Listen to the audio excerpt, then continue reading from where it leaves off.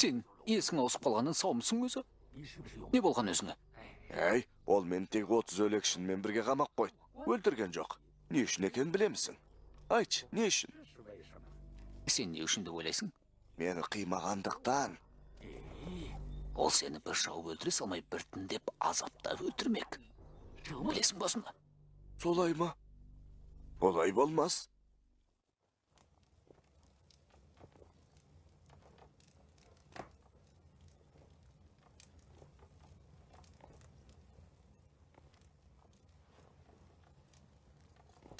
Ханеке, біздің Сахараны қорғауға қалған жасағымыз 2000 ғана.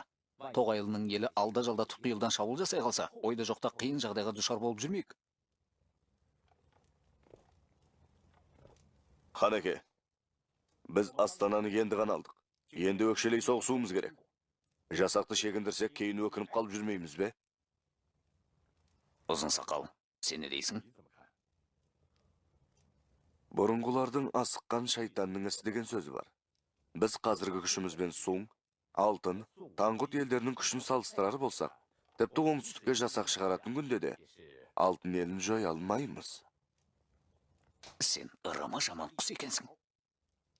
Онда Алтын еліне шабуыл жасамаймыз ба? Мен солай дедім бе? Онда не айтқың келіп тұр?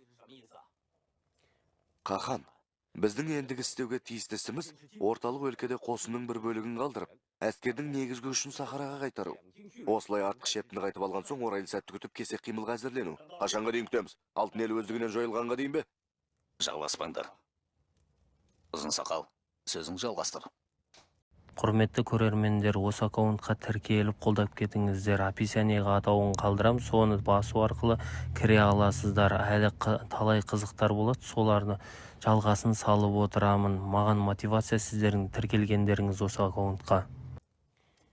Алтын елі мен Сун елі, Алтын елі мен Таңғұт елі бірі-бірімен соғысып, бірін-бірі әлсіретіп, күші сарқылғанға дейін күту керек. Ол кезде Гуабао айтқандай алдымен батыс пен оңтүстікке қарасты елді алып, онан соң Сун елмен бірлесіп Алтын елін жою керек қой.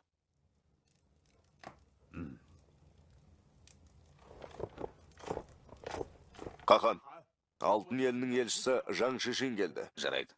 Үлкен ордаға апар. Құп!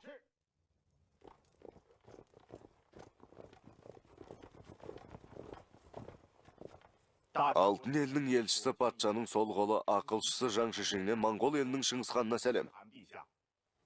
Жаң төре, түрегеліңіз. Рахмет, тақсыр.